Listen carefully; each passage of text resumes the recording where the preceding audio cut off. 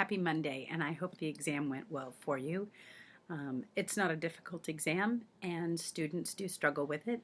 So I look forward to grading them and offering you constructive feedback, especially as we're about to start the research process and you're being able to read effectively the articles that you find for yourself will be an essential thing for you to do well.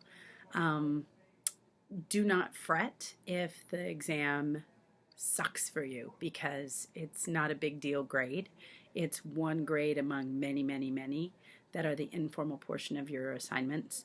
And so there's no need to think of it as a high stakes exam because it's not one.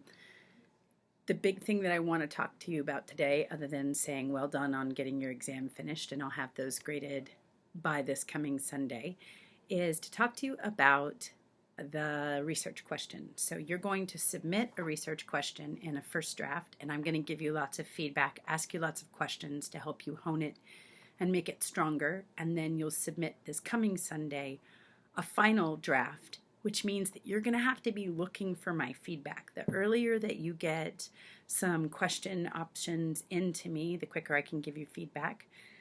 And by Sunday, you need to have created a research question that effectively addresses doing independent research. And I'm going to talk just a second about what that means, but if you're getting good feedback from me along the way, you're going to have a much easier time getting done what you need to get done and then setting sail on all the research that you're going to do independently on that research question. So here's some things to keep in mind as you're creating the research question. We don't want any questions that the answer would be a Wikipedia page. So in other words, I've had students who are like, I'm going to do research on stem cells. That's not a research question, right? It's not a question, and we need it to be a question, but it's also something that you would go and find a bunch of stuff about it and then list that stuff out, and it's basically a Wikipedia page. We're not going for that.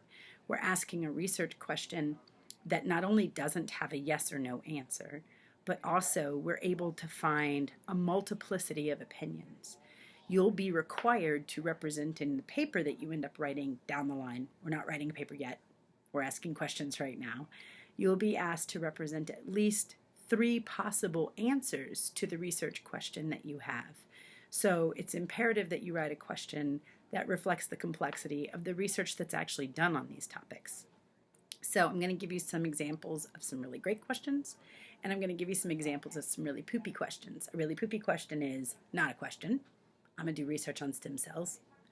A really poopy question is it ethical to do research on stem cells? Because that is a yes or a no, and we want much broader opinion than that.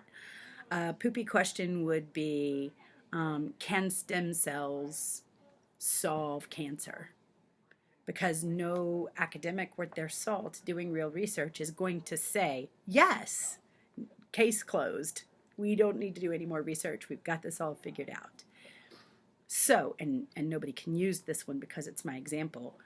If you're interested in stem cells, what we're looking for is something more along the lines of, what is the potential impact of stem cell research on cancer? Because that leaves space for, there isn't an impact. There's an impact, but only if you catch it within the first 6 months. There's an impact for the first 5 years after diagnosis, etc. You can find lots of different answers in the research instead of just this setting yourself up to find one answer or a dichotomy of answers that are black and white opposed to each other. Those aren't real responses in the real world because it's not how the real world works. So we're going for a complex question that allows us to do complex research. So, in the journal, you can get started as quickly as you wish. I'm only going to be checking that once a day, so if you're like, I really need more feedback than that, feel free to shoot me an email. Shoot me 5 questions. I'll say, this sucks, this sucks, this sucks, this has potential, change it these ways, and this one is awesome, I hope you do it. That kind of feedback can be much quicker responded to and much more fluid and dynamic if you do it in email. You will need to submit something to the first draft journal, even if it's, we talked about this via email, so that I can make sure to give you credit grade-wise for that. But feel free to do it via email. because that's going to be something I check much more frequently than once a day. I will be checking your journals once a day until Sunday. Sunday is when the final draft is due, so you want to get stuff in as soon as possible so I can give you lots of feedback, ask you lots of questions, and help you wrap your head around how to take something that you're really curious about and make it into a research question that serves you well for the rest of the semester. If you have any questions, please let me know. I'd be happy to talk with you, and good luck this week getting your research questions nailed to the ground. Have a good one.